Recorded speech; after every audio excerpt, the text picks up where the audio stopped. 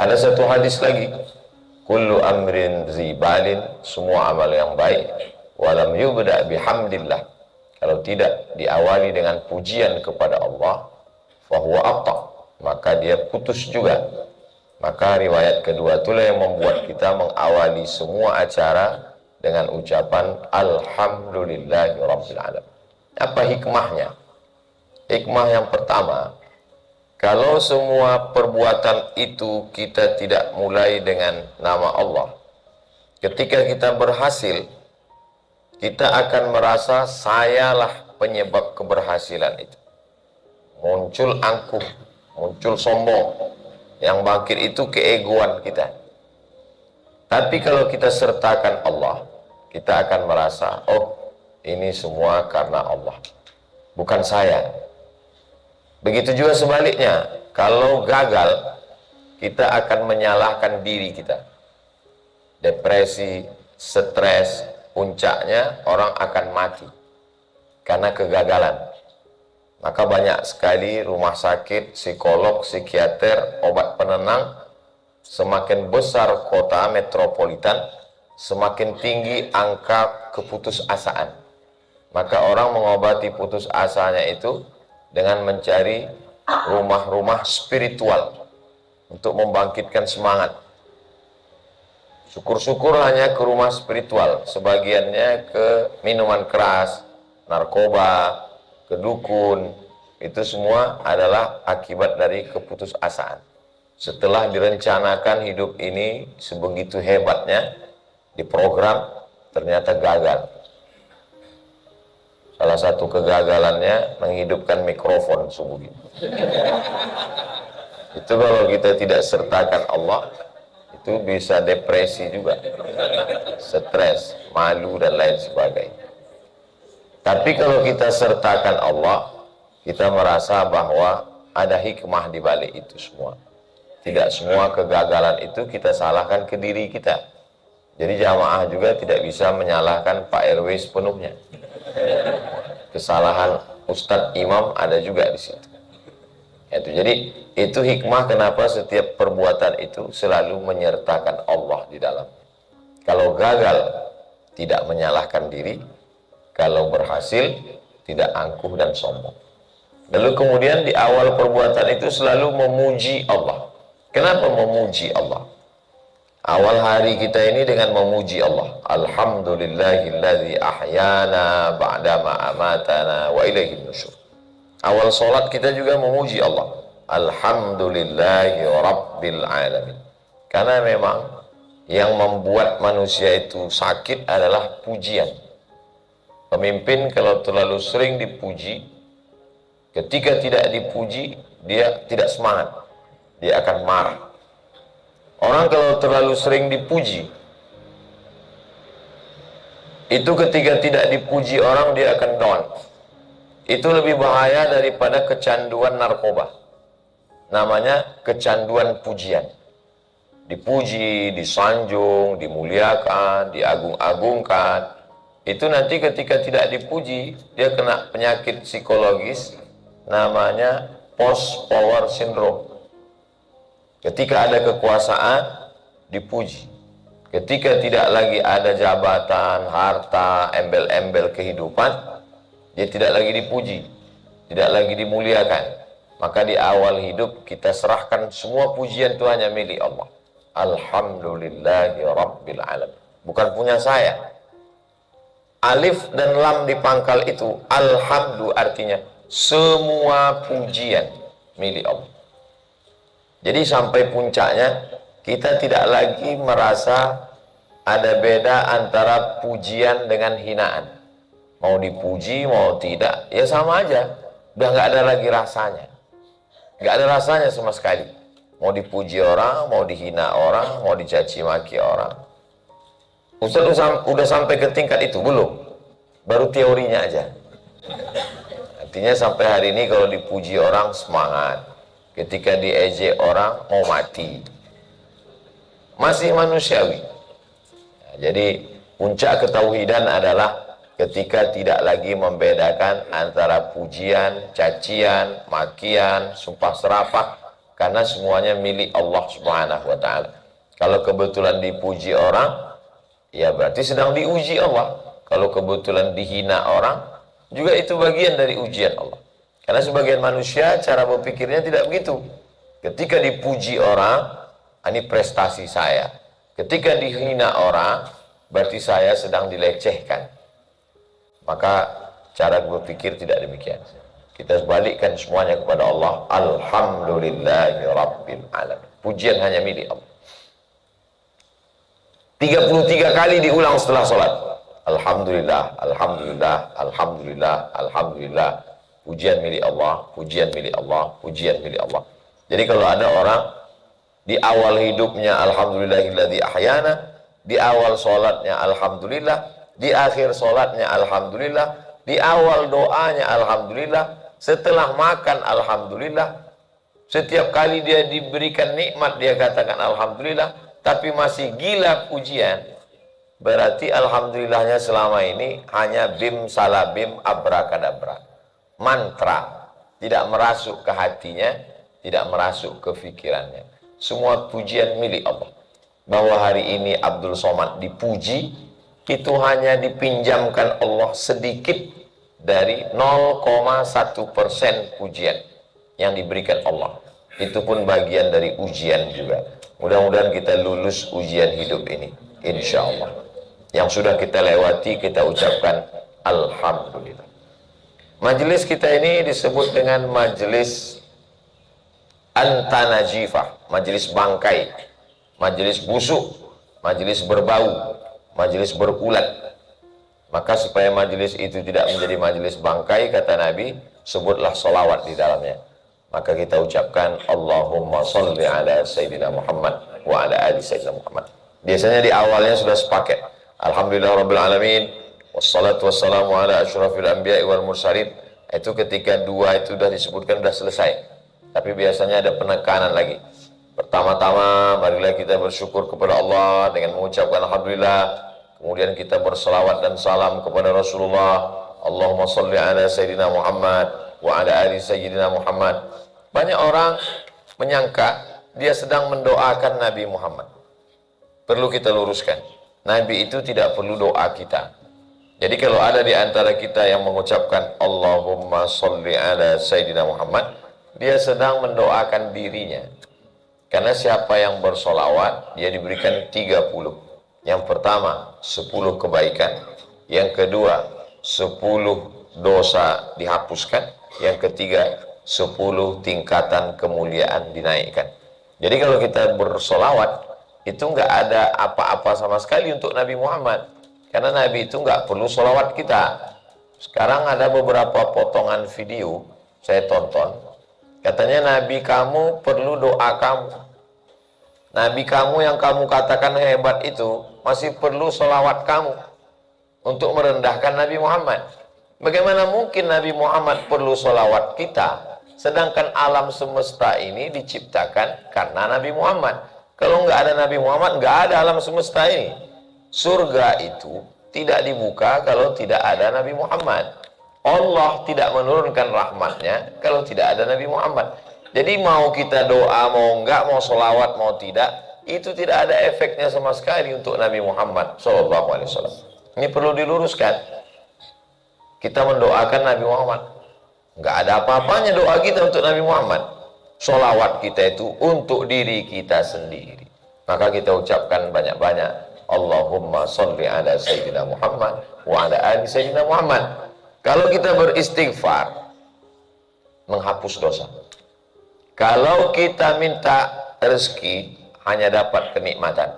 Tapi dengan sekali bersolawat Allahumma salli ala Sayyidina Muhammad wa ala ali Sayyidina Muhammad, maka kita dapatkan dosanya dihapuskan, tingkatan kemuliaan dinaikkan, mendapat kebaikan-kebaikan. Maka di antara zikir-zikir, karena waktu yang singkat, kita di zaman sekarang sibuk, maka kita perlu cerdas untuk memilah-milih di antara banyak zikir ini. Maka saya di antara yang saya pilih solawat. Karena kalau berzikir banyak sekali. Subhanallah zikir, Alhamdulillah zikir, Allahu Akbar zikir, istighfar zikir, baca Quran pun zikir, sholat itu pun zikir. Tapi di antara zikir yang paling utama, Allahumma salli ala Sayyidina Muhammad wa ala ali Sayyidina Muhammad. Maka dengan bersolawat itulah mengkonektingkan hubungan kita dengan Nabi Muhammad Sallallahu Alaihi Wasallam. Di dalam solat kita mesti ada solawat. At-tahiyatul mubarakatus salawatut tayyibatu lillah. At-tahiyatul segala penghormatan, mubarakatul segala kelebihan, salawatut segala doa-doa, thayyibatul segala yang baik-baik, lillah punya Allah, bukan punya saya. Setelah itu baru kita ucapkan salam. Assalamu alayka ayyuhan nabiyyu wa rahmatullahi wa barakatuh. Mulai kita menjalin hubungan dengan Nabi. Tidak bisa menjalin hubungan dengan Nabi sebelum menghilangkan kepemilikan, sebelum menghilangkan kelebihan. Maka kita katakan semua ini bukan punya saya. At-tahiyatul mubarakatus salawatut tayyibatu lillah, punya Allah, bukan punya saya. Setelah semua kita serahkan, semuanya punya Allah, kita nggak punya apa-apa, barulah kita bisa berhubungan dengan Nabi. Assalamu alayka ayyuhan nabiyyu wa rahmatullahi wa barakatuh. Setelah kepada Nabi, barulah kepada semua makhluk yang ada bersama kita, manusia, malaikat, jin muslim. Wassalamu alayna wa ala ibadillahis salihin. Setelah itu baru kita bersaksi, bersyahadat, asyhadu an la ilaha illallah wa asyhadu anna muhammadar rasulullah. Setelah itu barulah kita berselawat, barulah kita layak mendapatkan yang 30, 10 kebaikan, 10 derajat tingkatan, 10 dosa dihapuskan. Allahumma salli ala Sayyidina Muhammad wa ala ali Sayyidina Muhammad. Andai salam setelah itu sah. Mana tahu waktunya singkat, pendek, tidak lama lagi iqamat, maka sampai di situ saja cukup. Allahumma salli ala Sayyidina Muhammad wa ala ali Sayyidina Muhammad. Tapi paling sempurnanya kalau disebutkan nama Ibrahim, kama sallaita ala Sayyidina Ibrahim wa ala ali Sayyidina Ibrahim. Allahumma barik ala Sayyidina Muhammad wa ala ali Sayyidina Muhammad kama barakta ala Sayyidina Ibrahim wa ala ali Sayyidina Ibrahim fil alamina innaka hamidum majid. Cukup. Tapi alangkah baiknya lagi dilanjutkan, Allahumma firli ma qaddamtu wa ma akhartu wa ma asrartu wa ma a'lantu wa ma asraftu wa ma anta a'lamu bihi minni antal muqaddimu wa antal muakhiru la ilaha illa anta subhanaka inni kuntu minadh dhalimin. Kemudian dalam Sahih Muslim, sebelum salam minta perlindungan 4. Allahumma inni a'udzubika min adzabi jahannam wa ma min adzabil qabri wa min fitnatil mahya wal mamat wa min syarri fitnatil masihid dajjal. Dalam pesan Nabi kepada Muaz bin Jabal, jangan salam sebelum ucapkan doa ini. Allahumma a'inni ala zikrika wa syukrika wa husni ibadatik. Dan diantara doa yang diterima, doa sebelum salam. Jadi ada doa ketika sujud. Hadisnya Sahih Muslim. Aqrabu ma yakunul abdu min rabbihi wa huwa sajid. Doa yang paling mustajab ketika sedang sujud. Tapi ada satu lagi, fi duburis sholat, doa di akhir sholat sebelum salam. Jadi sebelum salam itu kita minta apa yang mau kita minta, kita mohon kepada Allah. Tidak boleh pakai bahasa Indonesia, karena bahasa yang selain bahasa Arab kalau masuk ke dalam sholat, sholatnya batal. Maka di dalam mulut, dalam hati saja kita tidak lafazkan, karena kalau sampai kita lafazkan, lunaskan, batal. Maka kita mintanya di dalam hati sampai salam. Karena banyak juga orang yang bingung mau baca apa lagi, bacaannya sudah habis, imam belum salam juga. Pas selesai sholat ditanya, Pak Imam, kok bacaannya banyak? Kata imam, bacaan saya nggak banyak, bacaan kita sama. Terus imamnya kok lama? Karena imamnya bacanya pelan. At-tahiyatul mubarakatus sholat. Dia nggak satu kali napas tembus. Jadi begitu dia udah selesai, waktunya masih panjang, sementara belum salam. Jadi bagi yang bingung apa yang dibaca setelah semua bacaan selesai, maka kita berdoa kepada Allah. Diawali doa itu dari ring yang paling terdekat dulu. Yang paling dekat adalah orang tua. Rabbi firli wali walidayya warhamhuma kama rabbayani shaghira. Orang tua dulu. Karena setelah Allah itu orang tua. Wa qadha rabbuka alla ta'budu illa iyyah wa bil walidaini ihsana. Orang tua itu langsung setelah Allah. Maka berdoa untuk orang tua dulu. Setelah orang tua, anak-anak. Rabbi habli minas shalihin. Setelah anak-anak, pasangan hidup. Rabbana hablana min azwajina wa dzurriyyatina qurrata a'yunin waj'alna lil muttaqina imama. Kalau menurut saya setelah orang tua itu pasangan hidup, Pak Ustaz. Kata yang satu. Kata yang satu lagi, kalau menurut saya setelah orang tua itu anak, Pak Ustaz. Karena tidak mungkin ada anak kalau tidak ada pasangan hidup. Kata yang satu lagi, pasangan hidup ini akan berhenti, sedangkan anak tetap mengalir setelah mati. Dua-duanya benar. Jadi terserah mau pasangan hidup dulu atau anak dulu, nggak perlu kelahi, karena orang yang kelahi ini juga belum tentu berdoa, karena habis waktunya untuk perdebatan. Lalu kemudian saudara, Rabbana ighfir lana dzunubana wa li ikhwanina alladzina sabaquna bil iman. Kalau tidak hafal bahasa Arabnya, pakai bahasa Indonesia saja. Ampunkan orang tua saya, ampunkan anak saya, ampunkan pasangan hidup saya, ampunkan jamaah saya, ampunkan jamaah kami di Musola Al-Kahfi, pasukan intinya 30 orang. Yang lain naturalisasi. Minta ampun kepada Allah Subhanahu wa ta'ala. Itu semua adalah bagaimana cara kita beribadah kepada Allah Subhanahu wa ta'ala. Untuk apa kita beribadah? Karena bagi sebagian orang, makan, minum, nikah, kerja, olahraga, musik, kongko-kongko, selesai. Toh tujuan hidup itu kan untuk tenang. Ternyata duduk dengan teman juga tenang. Kalau sekedar hanya untuk tenang, pakai narkoba juga tenang. Kalau hanya sekedar tenang, ngobrol, cerita panjang lebar juga tenang. Orang yang hobi gosip, itu dia menemukan ketenangan. Kalau nggak percaya, tanyalah sama yang hobi gosip. Jangankan menceritakan orang, nonton cerita tentang gosip pun tenang. Saya waktu masih ngajar dulu di kampus, sering datang cepat. Gunanya kalau saya datang cepat, sebelum masuk kelas saya sempat nulis-nulis dulu. Pas lagi nulis-nulis, datang pegawai. Ustadz, ada yang mau saya tanya? Boleh, boleh. Saya kenapa nggak nanyanya di masjid? Malu Ustadz, orang ramai. Apa pertanyaannya? Saya kalau dengar lagu dangdut tuh hati saya tenang sekali Ustadz. Jadi sama juga seperti kenyang. Anak-anak kita, kalau dia tidak kita kasih nasi, roti dari rumah, nanti dia sekolah dia akan jajan dan dia kenyang juga, tapi kenyangnya nggak sehat. Di sana ada pewarna tekstil, di situ ada pengawet, di situ ada macam-macam. Jadi penyakit semua. Jadi cerita masalah ketenangan, minum kopi tenang, makan juga tenang, minum juga tenang, ngobrol dengan teman yang satu geng selama-lama juga tenang. Tapi bukan ketenangan itu yang diinginkan. Makan cemilan juga kenyang. Orang minum sirup yang pakai pengawet juga kenyang. Bukan kenyang itu yang diinginkan. Kenyangnya dapat, tapi sehatnya tidak. Menurut dokter, menurut medis.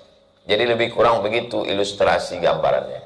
Maka kenapa kita perlu beribadah? Kita mendapatkan ketenangan yang diberikan Allah Subhanahu wa ta'ala, yang tidak dirasakan oleh orang yang tidak pernah tenang. Jadi ketika saya tanya, saya orangnya suka penasaran. Apa yang kamu rasakan setelah mu'allab? Dulu bahasa zaman saya itu mu'allab. Anak-anak sekarang udah berubah jadi login. Bahaya ini pakai istilah-istilah begini. Karena dulu yang namanya na'udzubillah keluar dari Islam itu murtad. Sekarang berubah jadi lockout. Jadi itu mensimpulkan istilah itu efeknya luar biasa. Dulu mendengar kata murtad itu takutnya luar biasa. Sekarang saya baca di beberapa medsos, Simple aja. Si Anu kabarnya sekarang udah lockout ya. Itu kan bahaya. Bahasa itu maknanya luar biasa. Dulu bahasa itu kalau digunakan, saya pun seumur-umur nggak pernah menyebutnya dalam ceramah. Sampai hari ini merasa tidak layak disebutkan di musola, tidak layak disebutkan di depan orang yang sholat. Karena kata itu kalau diucapkan pantang sekali, malu sekali. Zaman sekarang orang mengucapkannya simple karena bahasanya sudah dirubah. Apa dia? Pekerja seks komersial. Sudah dijadikan sebagai pekerjaan. Berarti ada pajaknya. Nah itu betapa bahasa. Jadi kalau ada orang menyederhanakan bahasa, menurut dia itu simpelisasi bahasa. Tapi faktornya ke psikologis luar biasa. Jadi kenapa kita mesti beribadah? Karena ada satu makanan jiwa. Orang kalau dia tidak makan, jam 11, jam 12, karena sudah terbiasa makan siang, itu akan melilit ususnya. Kapan dia tenang? Ketika ada makanan. Begitu juga dengan manusia. Manusia ini tidak selamanya hanya usus, leher, tenggorokan dikasih minum, usus dikasih makanan, tapi di dalamnya ada yang disebut dengan, orang barat menyebutnya spiritual, sedangkan kita di Indonesia menyebutnya jiwa. Makanya dalam lagu kebangsaan Indonesia Raya, bangunlah jiwanya, bangunlah badannya. Jadi jiwanya dulu bangun, baru badannya. Sesuai itu. Lagu Indonesia Raya itu dibuat oleh seorang yang beriman. Makanya di awal hari, bangun itu jiwanya duluan. Orang yang bangun malam, sholat tahajud, sholat subuh, itu dia bangunkan jiwanya dulu. Orang yang tidak sholat, bangun-bangun langsung sarapan pagi, nggak gosok gigi. Itu lagu Indonesianya mesti dirubah. Bangunlah badannya, baru jiwanya. Orang yang tenggelam kapalnya di tengah laut, dia minta supaya diselamatkan sama tim penyelamat. Dia minta selamatkan jiwanya. Makanya nama kodenya SOS, Save Our Soul. Soul adalah jiwa. Jadi kalau ada orang mengatakan, orang barat tuh nggak percaya sama roh, Pak Ustadz. Orang barat itu ya rasional aja. Yang ada itu yang kelihatan ini. Badan, tangan, kaki, ruh itu nggak ada. Orang barat itu percaya dengan yang spiritual. Cuman mereka tidak percaya pada agama. Jadi sebenarnya mereka percaya sama Tuhan. Tapi karena kekeliruan beberapa tokoh agama, akhirnya mereka tidak lagi meyakini agama. Kata mereka, agama ini, Tuhan itu terlalu sempit kalau diklaim oleh satu agama. Makanya mereka, agama itu hanya sekedar celebration. Agama itu hanya sekedar pesta, hari besar, hari raya. Tapi untuk meyakini agama nggak mau.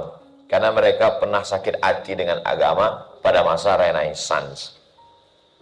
Saya mau mengingatkan bahwa tidak ada manusia di dunia ini yang tidak meyakini Tuhan. Bahwa ada orang tidak meyakini agama, ya. Tapi tidak meyakini Tuhan, nggak ada. Semua bertuhan.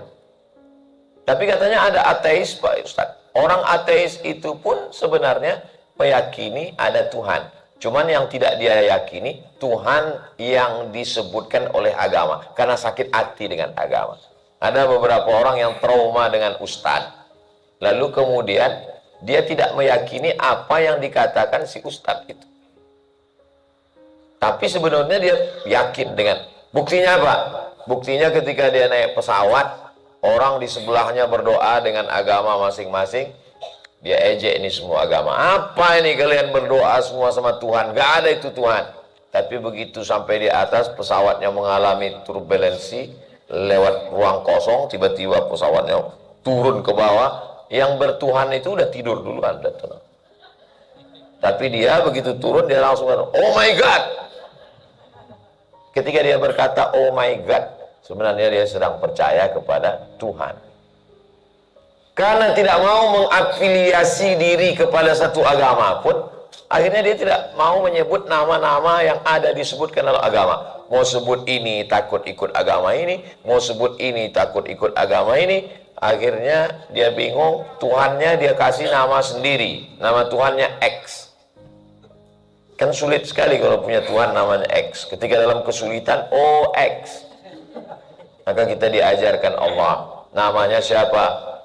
War-Rahmanu huwallahu alladzi la ilaha illa huwar rahmanur rahim. Al-Malikul Qudusus Salamul Mu'minul Muhaiminul Azizul Jabbar Al-Mutakabbirul Khaliqul Bari'ul Musawwirul Ghaffarul Qahhar Al-Wahhabur Razzaqul Fattah ila akhirih sampai Ar-Rasyidus Sabur. Oh, banyak sekali Tuhan orang Islam itu. Satu, la ilaha illallah, qul huwallahu ahad. Lalu yang banyak itu apa? Namanya. Manusia aja namanya bisa banyak. Tadi yang ngasih tahu siapa? Ustadz Somad. Oh enggak, yang ngasih tahu itu UAS. Sama. Yang lebih parah lagi, yang kita hormati Pak Ustadz UAS. Itu udah berapa kali lipat itu. Jadi bahwa orang punya nama banyak itu biasa. Apalagi sekarang, nama di KTP lain, yang tercatat di RW lain, di Facebook lain, di Twitter lain, di Instagram lain. Nama. Maka dalam Islam diajarkan kita ketika menyebut namanya mendatangkan ketenangan jiwa, karena hidup kita tiga. Ketika kita berkata Alhamdulillahi Rabbil. Ketika saya berkata Ya Rabb, Rabb itu maknanya tiga. Engkau yang mencipta saya, Engkau yang mengatur hidup saya, Engkau yang memberi saya rezeki. Tiga. Engkau yang mencipta saya, Engkau yang mengatur hidup saya, Engkau yang memberi saya rezeki. Maka ketika terjadi apa-apa dalam hidup, orang selalu berkata, Ya Rabb, Ya Rabb, Engkau yang mencipta saya, Engkau yang mengatur hidup saya, Engkau yang memberi saya rezeki. Tiga ini yang membuat manusia menjadi tenang. Pabrik mikrofon tidak tahu di mana mikrofon ini sekarang berada, dan dia tidak tahu apakah mikrofon ini hidup atau mati. Tapi yang mencipta saya tahu bahwa saya sedang berada karena dia mengatur kehidupan saya. Jadi yang membuat orang putus asa itu adalah ketika dia sudah putus kontak, lost contact, tidak lagi ada kontak dengan Allah Subhanahu wa ta'ala. Makanya kita ini jangan sampai putus kontak. Makanya di 5 stasiun, terbit fajar, sholat subuh, tergelincir matahari, sholat zuhur, condong matahari, sholat asar, tenggelam matahari, sholat maghrib, sempurna malam, sholat isya, masuk tengah malam, sholat tahajud, matahari naik sepenggalah, sholat duha. 7 waktu. Tapi yang diwajibkan Allah 5, karena khawatir yang 2 lagi kalau diwajibkan banyak sekali orang berdosa. Yang 5 ini pun mau minta diskon juga jadi 3. Nauzubillah. Tapi di antara stasiun-stasiun, dari stasiun subuh ke zuhur, dari zuhur ke asar, dari asar ke maghrib, dari maghrib ke isya, dari isya ke subuh, di antara stasiun-stasiun ini tetap diisi dengan zikir. Zikir itu mulut menyebut, hati mengingat, pikiran fokus. Zikir yang paling sempurna. Jadi ketika orang mengatakan Subhanallah, Subhanallah, Subhanallah, mulut menyebut, hati mengingat, pikiran fokus. Saya zikir kalau mata terpejam lebih fokus, Pak Ustadz. Silakan. Subhanallah. Saya Pak Ustadz kalau mata terpejam malah ngingat macam-macam, buka mata. Ketika mata melihat sudah lihat macam-macam, cepat tutup, cepat buka. Karena berarti sudah masuk setan. Masalah zikir buka mata, tutup mata, bebas. Sholat juga begitu. Sholat itu Pak Ustadz tutup mata atau buka mata? Ketika Nabi jadi imam, makmum sholat di belakang. Tiba-tiba saja Nabi melepas sendalnya. Waktu itu masjidnya masih pasir. Mereka sholat pakai sendal. Nabi melepas sendalnya dan semua sahabat di belakang melepas sendal. Selesai Assalamualaikum warahmatullah, itu sendal udah berserak-serak di belakang. Kata Nabi, kenapa kamu lepas sendal? Kata sahabat, kami lihat engkau lepas sendal, ya kami lepas sendal kami. Kata Nabi, aku lepas sendalku karena tadi Jibril datang ngasih tahu di sendal ada najis, nggak boleh sholat bawa najis. Maka aku lepas. Kenapa kamu lepas sendal kamu? Itu dalil bahwa sholat itu matanya terbuka. Karena kalau matanya tertutup, nggak mungkin dia tahu Nabi lepas sendal. Terbuka. Uqtulul aswadaini fi sholah. Bunuhlah dua yang hitam walaupun sedang sholat. Maksud dua yang hitam, yang pertama as-su'ban, ular. Yang kedua kalajengking. Dari mana kita tahu ada ular dan kalajengking kalau mata kita tutup? Tiba-tiba buka, udah ada ular kobra. Itu menunjukkan kita sholat mata terbuka, melihat. Ketika Nabi sedang sakit, yang menggantikan jadi imam Abu Bakar Siddiq. Ketika Abu Bakar jadi imam, tiba-tiba Nabi keluar dari kamarnya, ikut sholat. Sahabat di belakang mukul tangan, ngasih tahu Abu Bakar bahwa ada Nabi datang. Karena sholat nggak boleh ngomong, nggak mungkin ngasih tahu Abu Bakar ada Nabi datang. Dari mana sahabat tahu Nabi datang? Karena matanya terbuka. Dalam kitab fikih, kalau kita sholat di tengah hutan, kebetulan camping, outbound, tiba-tiba di depan tempat kita sholat itu ada kolam. Tiba-tiba ada, mohon maaf, saudara kita yang tidak bisa melihat, nggak tahu datang dari mana, nyasar di situ. Maka kita yang sedang sholat boleh menarik tangannya supaya dia lewat, jangan sampai masuk kolam itu. Dari mana kita tahu? Karena mata kita terbuka, lihat. Kalau mata kita tutup, udah jemplung, baru kita sadar. Itu menunjukkan sholat itu mata terbuka. Tapi pada situasi tertentu, mata boleh ditutup. Kapan? Ketika terjadi sesuatu yang tak diinginkan. Misalnya di depan kita ada anak kecil yang selalu mengganggu. Anak kecil rese, dia gini-gini kan kita. Kalau kita lihat dia, kita senyum, kita punya mata kita. Bukan anak orang, anak kita. Atau di depan kita ada orang pakai baju, kaos, macam-macam. Baju kaos anak sekarang tulisannya macam-macam. Apalagi ini tahun-tahun sekarang. Tadi udah dijelaskan Pak RW, ini tidak ada unsur politik apapun. Sholat kita pas di depannya tertulis coblos nomor. Maka semua membuka dan menutup mata tergantung masing-masing. Kalau dengan menutup mata dia lebih khusyuk, tutuplah mata. Kalau dengan menutup mata malah tertidur, bukalah mata, melawan kantuk. Jadi Islam menyuruh kita berzikir tidak terbatas dalam sholat, di luar sholat. Zikir apapun namanya. Subhanallah. Saya ikut zikir yang dipesankan kiai saya, subhanallah. Silakan. Subhanallah wa bihamdihi, subhanallahil azim, subhanallah wa bihamdihi, subhanallahil azim. Sebelum iqamat, bagus zikirnya. Subhanallah wa bihamdihi, subhanallahil azim, astaghfirullah. Subhanallah wa bihamdihi, subhanallahil azim, astaghfirullah. Subhanallah bihamdihi subhanallahil azim astaghfirullah 100 kali. Tadi tidak dapat 100, 80 dapat. 1, 2, 3, 4, 5, 6, 7, 8, 9, 10, 11, 12, 13, 14, 15, 16, 17, 18, 19, 20. Satu genggam dapat 20. Bagi yang tak punya tasbih. Tapi musola Al-Kahfi tasbihnya sampai 2 di depan. Enggak saya pakai karena tergantung. Artinya itu sebagai alat hitung saja. Tasbih 100 itu mudah untuk dipakai orang. Biasanya di kepalanya ada 10. Artinya satu putaran 100, 10 kali 100, 1000 targetnya.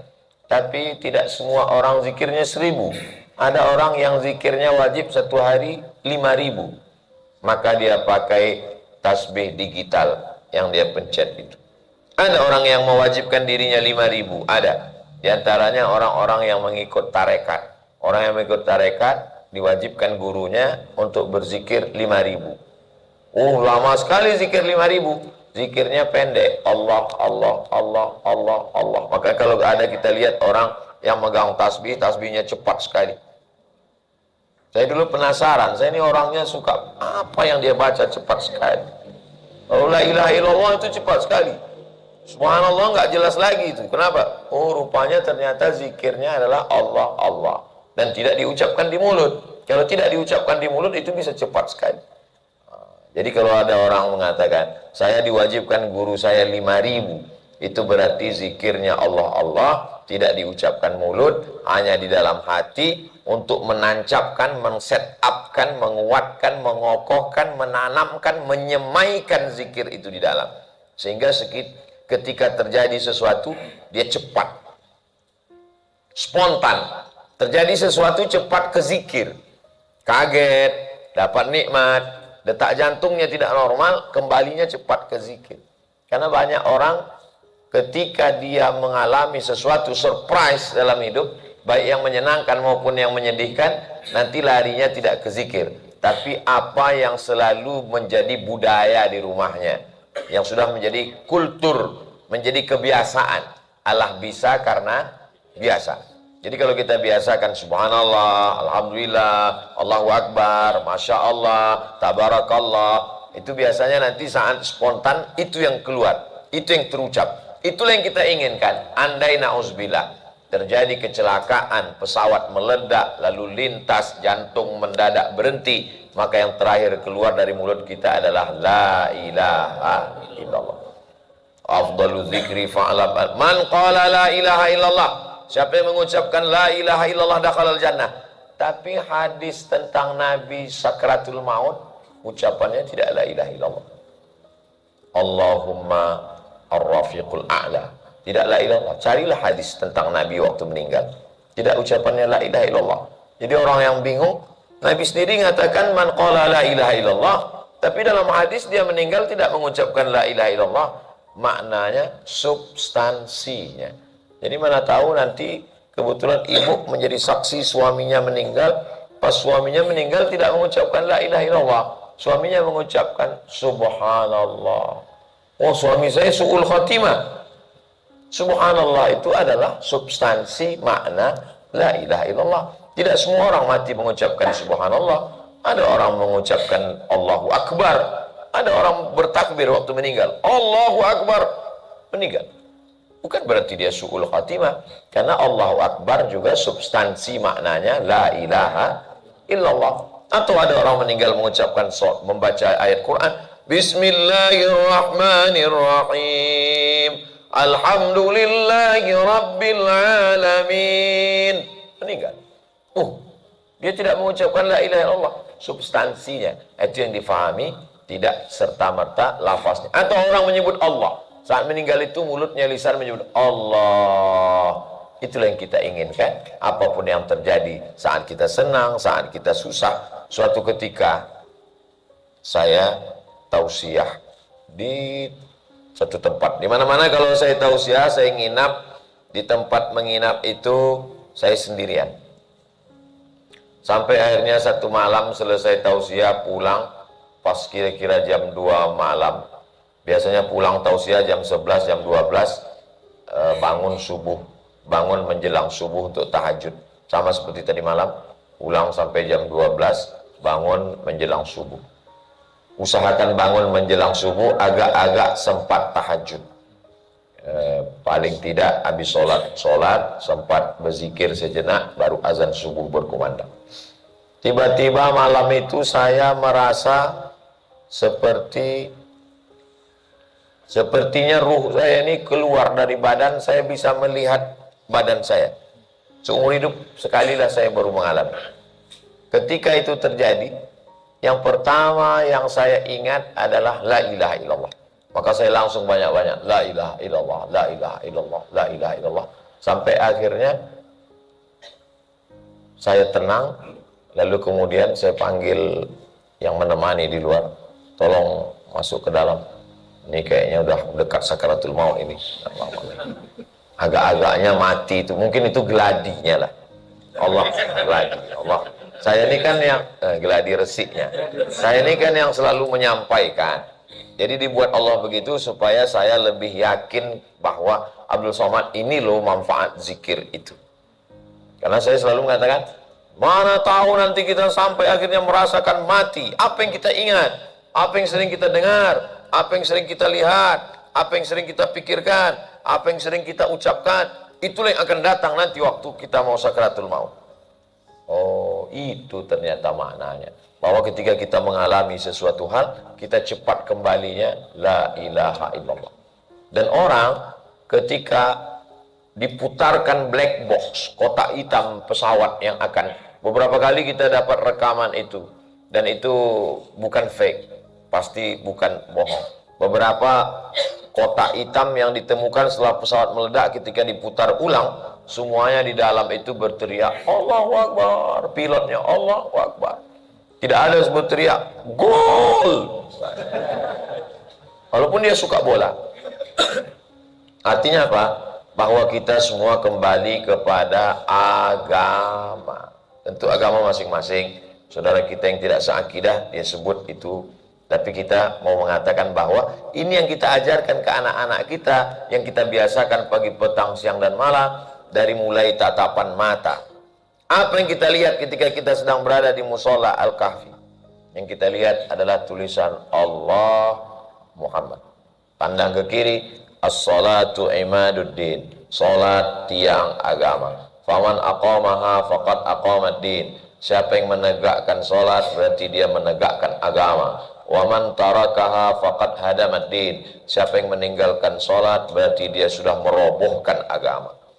Oh, itu bacaannya Pak Ustaz, ya. Saya sudah lama sholat di sini, nggak tahu itu bacaannya. Nggak apa-apa.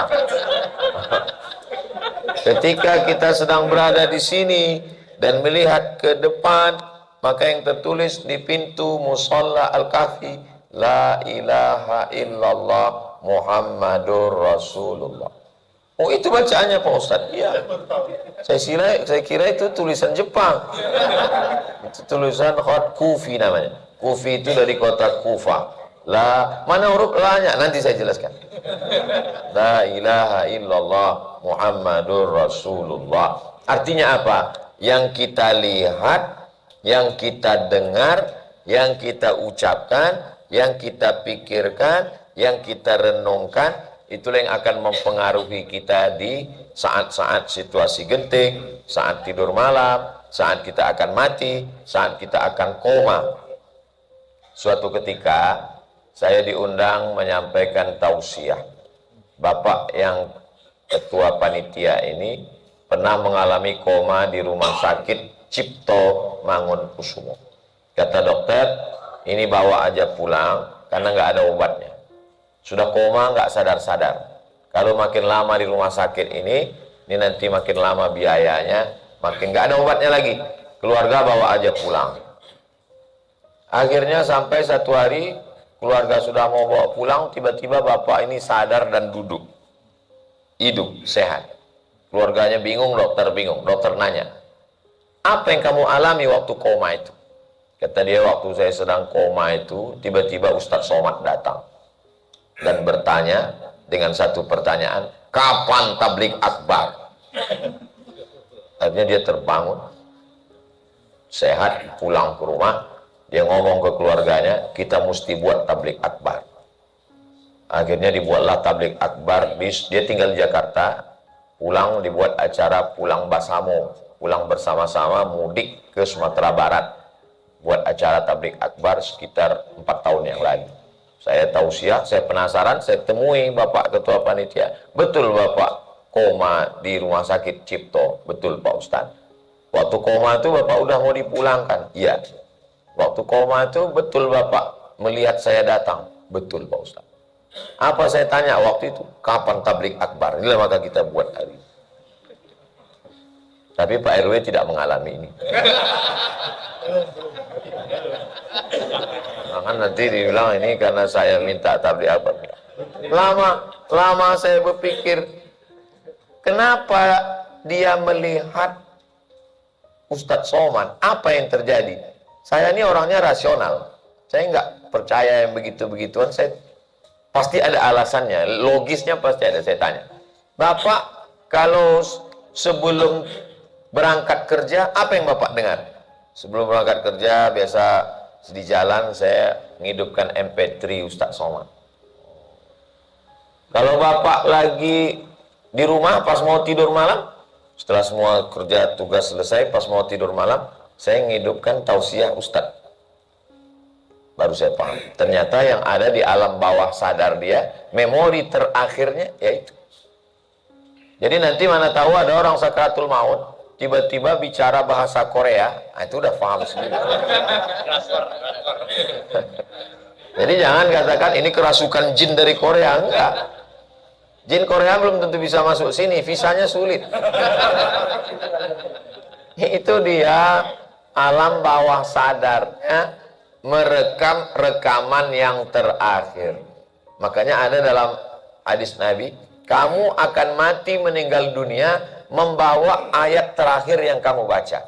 Itu maksudnya adalah apa rekaman terakhir kita.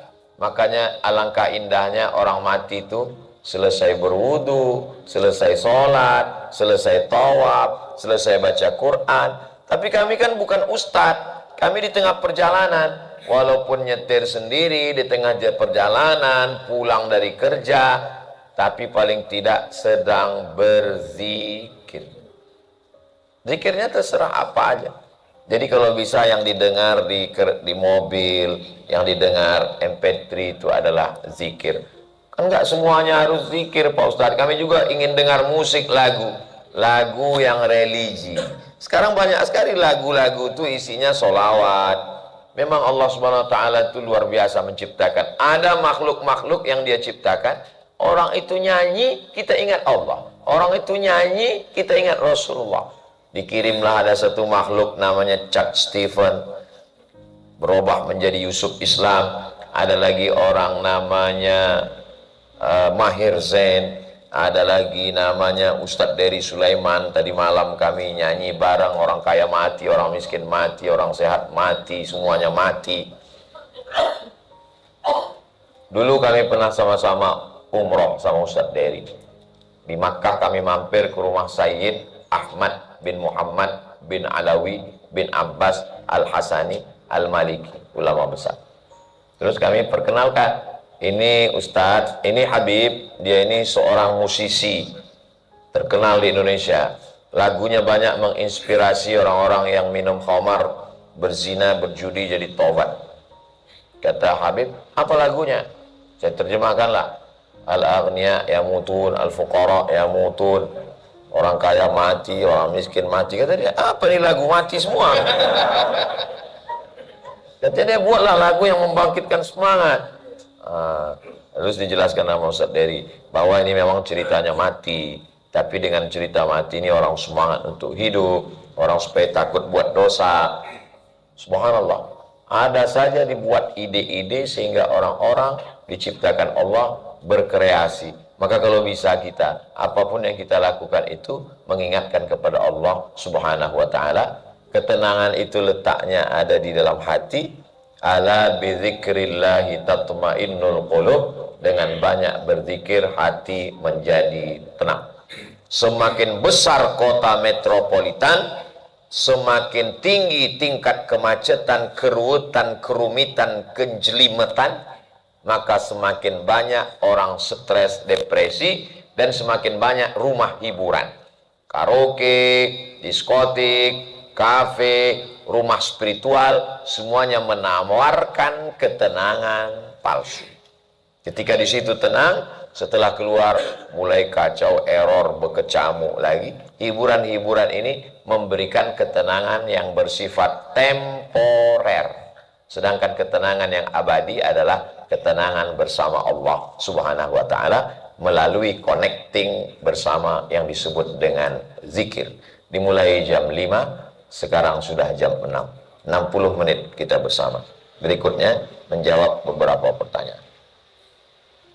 Assalamualaikum warahmatullahi wabarakatuh. Waalaikumsalam warahmatullahi wabarakatuh. Mengenai zakat, jika haul artinya putaran 1 tahun. Kalau ibu bapak selalu berzakatnya di bulan Zulqa'dah, sekarang sudah masuk Zulqa'dah, tidak lama lagi Zulhijjah, itu 1 putaran itu disebut dengan haul.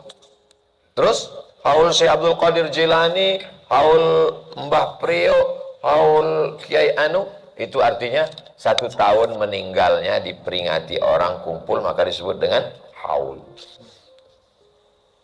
Nisab batas minimal. Berapa batas minimal keluarnya uang? 20 keping uang dinar. Bapak yang berpenghasilan 1 tahun 20 keping sudah kena 2,5%. 1 keping dinar ada di museum di Kairo. Uang dinar 1 kepingnya 4,25 gram. 4,25 gram kali 20 keping sama dengan 85 gram. 85 gram kali 1 juta, 85 juta. Siapa saja yang berpenghasilan 85 juta selama 1 haul 1 tahun, maka dia sudah kena 2,5%. Itu cara menghitung. Mengenai zakat dalam perhitungan, jika haul dan nisab biasanya tercapai, apakah boleh kita berikan talangan tiap bulan dikeluarkan sebagai biaya seorang yang mengajar di TPA? Mengenai zakat perhitungan haul nisabnya sudah tercapai. Biasanya tercapai. Biasanya dalam setahun tercapai 85 gram. Apakah boleh kita dulukan, dikeluarkan duluan? Sebelum sampai setahun sudah dikeluarkan duluan. Nama babnya ta'jiluz zakah qabla awaniha. Mengeluarkan zakat sebelum waktunya tiba. Sekarang nih bulan Zulqa'dah, uang bapak 85 gram. 85 juta. Mestinya wajibnya Zulqa'dah tahun depan. Sekarang belum wajib. Zulqa'dah tahun depan baru keluar 2,5%. Tapi bapak keluarkan duluan dengan memberikan ke guru TPA. Berarti kalau sudah dikeluarkan duluan, tahun depan Zulqa'dah enggak keluar zakat lagi karena sudah keluar duluan. Apa sah zakat untuk TPA? Sah. Masuk asnafnya kemana? Innama shadaqatu lil fuqara wal masakin wal amilina 'alaiha wal mu'allafati qulubuhum wa fir riqab wal gharimin wa fi sabilillah wa ibnis sabil. Untuk masjid, untuk musola, untuk guru TPA, untuk agama Allah, masuknya fi sabilillah. Semua jalan yang mengagungkan agama Allah itu masuknya fi sabilillah. Maka mahasiswa-mahasiswa dari Malaysia itu dapat zakat dari negerinya masing-masing. Zakat dari Terengganu, zakat dari Selangor, zakat. Ustaz, selama di Mesir ada dapat zakat? Enggak sama sekali. Maka setelah pulang, saya selalu motivasi Basnas untuk mengirim beasiswa ke adik-adik saya, membalaskan sakit hati karena saya enggak dapat.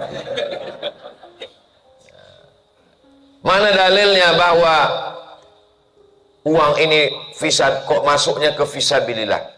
Nama ulamanya Imam Fakhruddin Ar-Razi, meninggal tahun 606 Hijrah. Beliau dari mazhab Syafi'i mengatakan boleh masuknya fisabilillah. Dikutip oleh Mufti Al-Azhar, tempat kami belajar di Kairo. Namanya Syekh Atiyah Sokor. Nama kitabnya Fatawa Al-Azhar. Fatwa-fatwa Al-Azhar. Jadi boleh untuk TPA. Nanti kalau sudah jadi sebelum Zulqa'dah tahun depan nggak wajib. Bertahan 85 ini sampai Zulqa'dah baru boleh keluar. Bagaimana caranya supaya nggak berzakat? Ini saya ajarkan biar supaya nggak berzakat. Tahun depan Syawal, habis Syawal Zulqa'dah. Apa Syawal itu? Beli tanah. Ketika nanti pas ngitung Zulqa'dah, saya nggak berzakat karena uangnya udah beli tanah. Tahun depan beli mobil, tahun depan beli rumah. Insya Allah sampai mati nggak berzakat. Itu enaknya ngaji sama Ustadz Somad. Dikasih tahu caranya biar nggak berzakat. Tapi jangan salahkan saya kalau datang sendiri yang duitnya keluar lebih banyak daripada zakat. Bolehkah seorang bapak menikahkan anaknya di antara kedua istrinya? Istri A anaknya perempuan, istri B anaknya laki-laki. Menikah dia, istri pertama A punya anak perempuan, nikah yang kedua istri B punya anak laki-laki. Boleh nggak dinikahkan anaknya ini? Nggak boleh. Kenapa? Karena masih satu nasab. Yang anak perempuan ini namanya Aisyah binti Abdul Somad. Yang ini nama anak kedua Abdurrahman bin satu bapaknya. Tak boleh, masih satu induk. Dalilnya, hurrimat alaikum ummahatukum wa banatukum wa akhawatukum. Haram menikahi saudara kandung. Kalau ternyata mereka terpisah jauh, nggak ketahuan, karena ini buka cabangnya nggak resmi. Franchise, tapi nggak urus. Ya, setelah ini buka di sana jauh, tiba-tiba anak ini satu kampus kuliah, jatuh cinta, menikah. Setelah dinikahkan, baru ketahuan. Loh, ini ayah saya juga. Baru ketahuan. Maka nikahnya segera difasakh namanya. Bukan tolak. Kalau tolak itu suami menjatuhkan cerai, itu tolak. Kalau perempuan menggugat namanya khulu. Perempuan tidak menggugat, suami tidak mentalak, tapi dipisah oleh hakim, namanya fasakh. Bahasa Arabnya fasakh. Jadi bahasa Indonesia pisah. Dipisah, hakim yang memisah, nggak boleh. Haram hukum. Di antara haramnya pernikahan satu darah yang disebut dengan incest adalah menyebabkan penyakit fisik, dan itu cara hewan, tidak baik. Maka raja-raja Mesir kuno ditemukan tulang-tulangnya itu menunjukkan cacat, mohon maaf. Kenapa? Karena mereka banyak melakukan hubungan sedarah. Raja-raja Mesir kuno itu diantaranya Tutankhamun, fisiknya cacat gara-gara melakukan hubungan sedarah, karena mereka dulu tidak ingin kekuasaan ini keluar dari wilayah kerajaan, karena mereka menikahi satu, banyak dulu terjadi demikian. Maka ketika Islam datang, diharamkan. Dalam Islam diajarkan ightaribu tasihhu, nikahlah dengan orang jauh maka kamu akan sehat. Bukan hadis Nabi, pesan Umar bin Khattab. Maka kalau menikah itu nikah dengan orang yang lebih jauh, lebih bagus. Kenapa? Untuk menyebarkan keturunan dan berbagai macam suku. Makanya di Indonesia banyak sekali, kakeknya Jawa, neneknya Batak, menantunya Minangkabau, nikah sama orang Banjar, nanti menikah dengan orang Bugis. Kalau ditanya sukunya apa? Nusantara. Bagus kan? Bagaimana baiknya saya bersikap? Kadang ketika saya hendak pergi liburan dengan keluarga, saya mengajak ibu orang tua saya. Namun terkadang istri tidak setuju karena ingin bepergian keluarga inti saja. Jangankan untuk pergi. Ini kan untuk pergi nih. Saya mengalami beberapa kali. Saya dengan jamaah. Pas mau foto, ini istrinya, ini suaminya, ada orang tua di situ. Diusirnya orang tuanya. Ke sana dulu ya, Bu. Ini keluarga inti dulu. Saya waktu ngelihat gitu, ya Allah, andailah bisa mak saya hidup, saya ajak foto lagi. Diusirnya. Ke sana dulu ya, Bu. Ini keluarga inti dulu. Padahal di crop kan bisa. Tanpa harus menyakiti hati dia. Kan bisa diedit. Kalau nggak pandai nanti saya editkan. Kenapa mesti kau usir dia? Sakitnya itu, ya Allah. Itu yang membuat hati ini bimbang. Satu sisi saya ingin agar ibu saya, orang tua ikut. Tapi satu sisi tidak mau menyakiti istri. Karena mungkin pikiran saya, orang tua menjadi tidak bebas atau terkadang terbebani.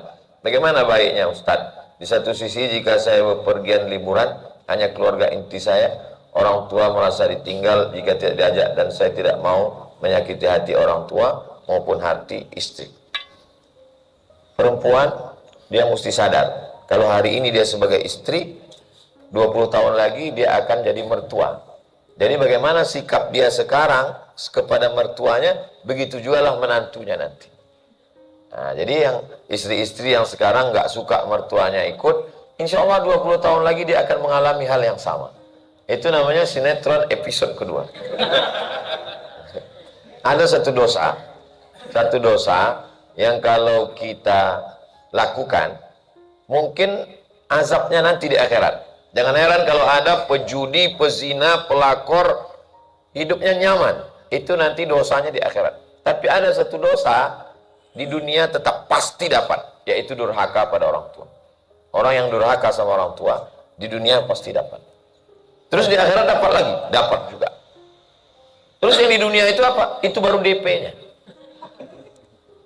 Jadi kita kalau punya anak perempuan, ajarkan, kamu mesti hormati mertua kamu, karena kamu ketemu dengan suami kamu itu setelah dia selesai kuliah S1, S2, 25 tahun.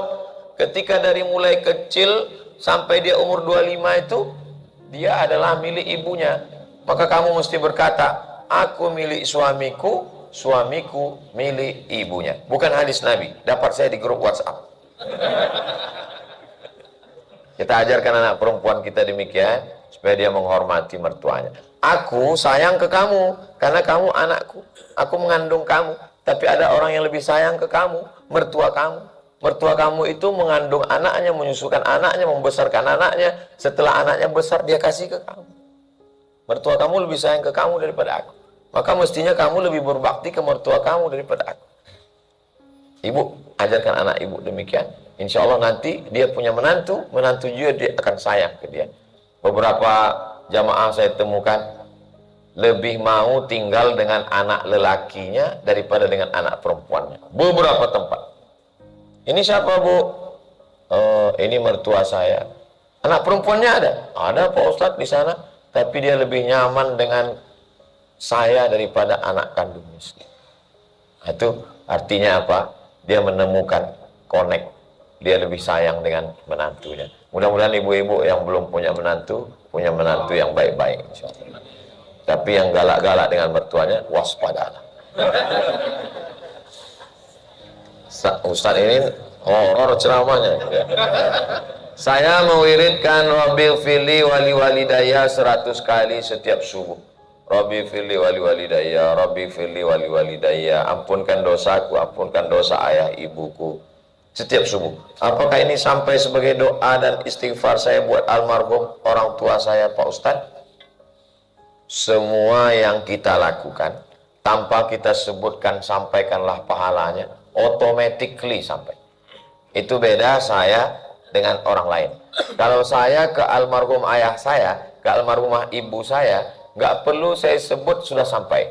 Tapi kalau bapak ibu perlu mengucapkannya. Makanya kalau saya mau doa tahlil, saya tanya Sohibul Bait, nama orang tuanya siapa, Pak, binnya siapa? Karena saya bukan anaknya.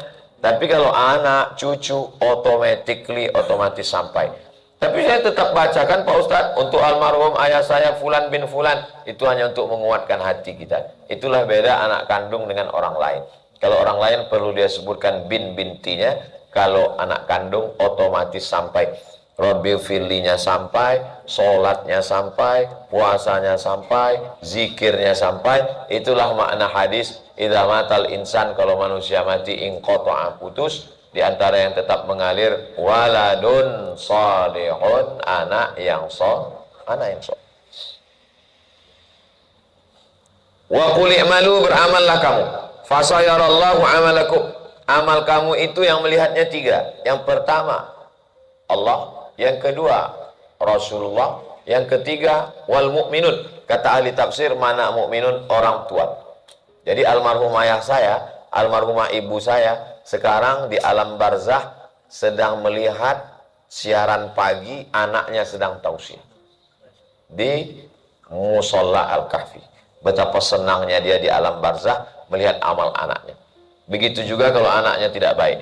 Orang tua melihat anaknya sedang pesta sakau narkoba. Nauzubillah. Mudah-mudahan nanti ketika kita di alam barzah, kita melihat yang baik-baik tentang anak-anak kita. Nama tafsirnya Tafsir Al-Quranil Azim. Nama penulisnya Imam Abul Fida Ismail Ibnu Katsir. Nama ayatnya wa qul i'malu fasayarallahu amalakum wa rasuluhu wal mu'minun. Orang tua melihat amal anaknya dari alam barzah. Nonton live, tidak terganggu dengan signal dan paket. Antara kurban dan akikah, mana yang lebih didahulukan saat kelahiran anak tepat di bulan Zulhijjah?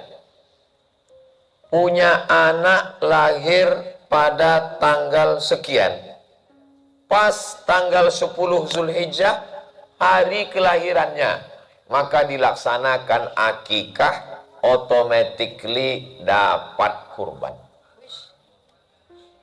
Satu sembelihan dilaksanakan akikah, automatically dapat kurban.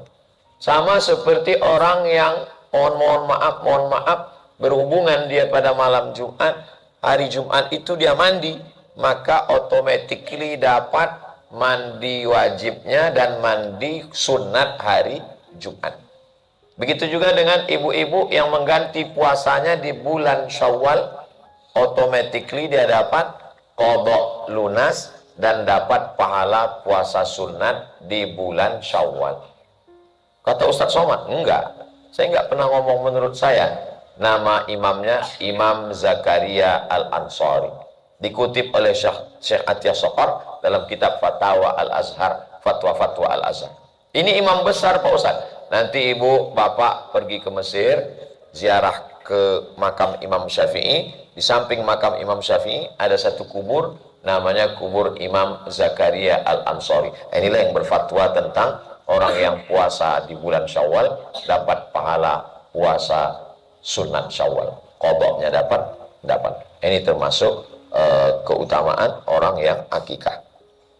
Bagi yang belum akikah, akikah tidak ada batas umur. Akikah 7 hari, lewat 7 hari 14, lewat 14 21. Lewat 21 nggak usah lihat kalender lagi. Yang sekarang bapak ibu nih sekarang yang belum akikah, silakan potong kambing hari ini. Nanti malam kami pulang tausiah sempat untuk makan daging kambing. Tapi umur kami udah 40 Pak Ustadz. Nama kitabnya Al-Majmu' Syarah Muhazzab, mazhabnya Syafi'i, nama imamnya Nawawi, meninggalnya 676, boleh akikah setelah dewasa. Tapi akikah saja, nggak perlu cukur rambut dan diayun.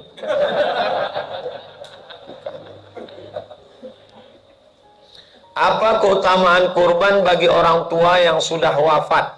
Terhitung sebagai amal jariah. Mana dalilnya? Nabi waktu berkurban, Allahumma hadza an Muhammad wa ali Muhammad. Kusembelih kurban ini untuk keluarga Muhammad. Padahal waktu itu Khadijah sudah meninggal. Itu menunjukkan kurban untuk orang meninggal sampai pahalanya. Ini 3,5 juta untuk saya, ini 3,5 juta untuk almarhumah ibu saya. Bagus, baik. Apa ada batas waktu melaksanakan akikah di luar 7 dan hari ke-40? Enggak ada hari ke-40. Akikah itu 7, 14, 21. Referensinya di mana? Fikih sunnah. Penulisnya siapa? Sayyid Sabiq, ulama besar Mesir, Al-Azhar. Fikih Sayyid Sabiq, fikih sunnah diterjemahkan 50 bahasa sampai ke bahasa Rusia. Waktu Sayyid Sabiq berangkat ke Moskow, orang Islam di Rusia menyambut dia. Heran Sayyid Sabiq, kok banyak kali kenal saya? Karena buku Syekh sudah diterjemahkan ke bahasa Rusia. Nah, begitu. Jadi itu tentang hari-harinya. Jika ada keluarga yang berutang, sudah lama tidak dikembalikan, ketika diingat selalu bilang belum ada kekuatan untuk mencicil atau membayar. Hanya jika lihat sosial medianya anak-anak sekolah yang tidak terbilang murah, gaya hidup yang terbilang flexing, istri berpergian ke luar negeri. Jadi agak serba salah hati ini rasanya. Baiknya bagaimana Pak Ustadz? Lapor polisi. Penipuan. Daripada kita sakit hati, uangnya nggak kembali. Tapi saya nggak mau Pak Ustadz lapor, ikhlaskan. Tapi saya nggak ikhlas, laporkan. Nggak usah ribet-ribet, nggak usah. Saya ceramah di Bogor. Sebelum tausiah kita mampir dulu Pak Ustadz. Ya, mampir tertulis di depan garasi. Memberi pinjaman menambah musuh. Saya foto, langsung saya upload. Begitu ngeliat tulisan, wah sesuai ini. Saya upload, banyak yang setuju. Rata-rata yang nggak pernah dibayar utang. Memberi pinjaman menambah musuh. Ayat yang paling panjang dalam Al-Quran, surat Al-Baqarah, ayat 282. Satu halaman full tentang mencatat utang. Ya ayyuhalladzina amanu, wahai orang beriman, idza tadayantum bidainin, kalau kamu menjalin transaksi utang piutang, ila ajalim musamma, sampai limit batas waktu tertentu, Faktubuh, tulis. Wal yaktub bainakum katibun bil adli. Hendaklah diangkat satu orang penulis. Wala ya'ba katibun ayaktub kama 'allamahullah. Jangan sampai dia enggak mau nulis. Wastashhidu syahidaini mir rijalikum. Angkat dua orang saksi laki-laki. Illam yakuna rajulaini, kalau tidak ada dua laki-laki. Farajulun, satu orang laki-laki. Wa mar'atani, dua orang perempuan. Antadilla ihdahuma, kalau yang satu lupa, fatudzakkira ihdahumal ukhra, yang lain ingat. Sampai sedetil itu. Enggak ada solat subuh 2 rakaat pakai kunut, enggak pakai kunut dalam Quran, enggak ada. Cukup dalam hadis. Tapi tentang hutang piutang begitu detail. Kenapa tentang hutang piutang detail? Karena kalau tidak dibayar, ruhnya tak diterima Allah, makan haram, dan terus. Prinsip utang ini 3. Yang pertama, catat. Yang kedua, tagih. Sampai harinya, tagih. Fa in kana dzu usratin, kalau dia tidak sanggup bayar, tambah waktunya. Fa naziratun ila maisarah. Kapan kamu bisa bayar? Janji kemarin kan 1 Juni. Kasih saya 17 Agustus, habis panjat pinang. Oke, 17 Agustus. Fa naziratun ila maisarah, kasih dia waktu. Sampai 17 Agustus kita tagih. Kapan lagi? Kata dia, saya sedang sulit. Masuk yang ketiga. Wa antasaddaqu khairul lakum. Sedekahkan saja lebih baik. Tapi ayat yang ini dihafal oleh yang memberi, bukan yang ngutang. Kenyataannya sekarang yang ngapal ayat ini yang ngutang. Maka pas kita tagih, kapan bayar? Langsung dibacakannya ayat itu. Wa antasaddaqu khairul lakum. Kamu sedekahkan lebih baik. Banyak orang salah hafal ayat sekarang.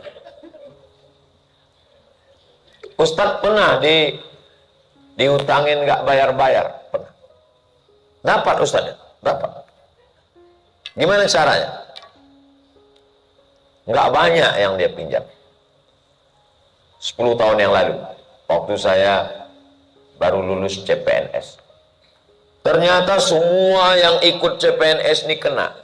Ada yang 2 juta, ada yang 3 juta, ada yang 4 juta, semua yang lapor ke saya. Saya cuman 400.000.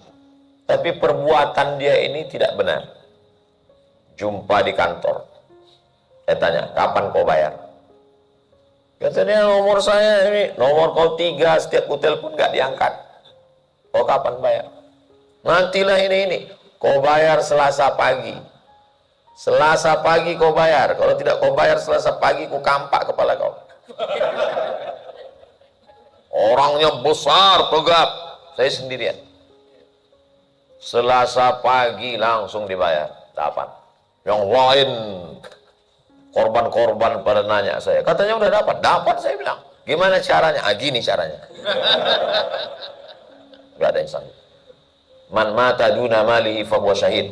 Siapa yang mati membela hartanya, maka dia mati syahid. Ada juga yang nggak bayar, lebih banyak lagi. Lebih banyak pula bensin kita menagihnya daripada yang mau ditagih.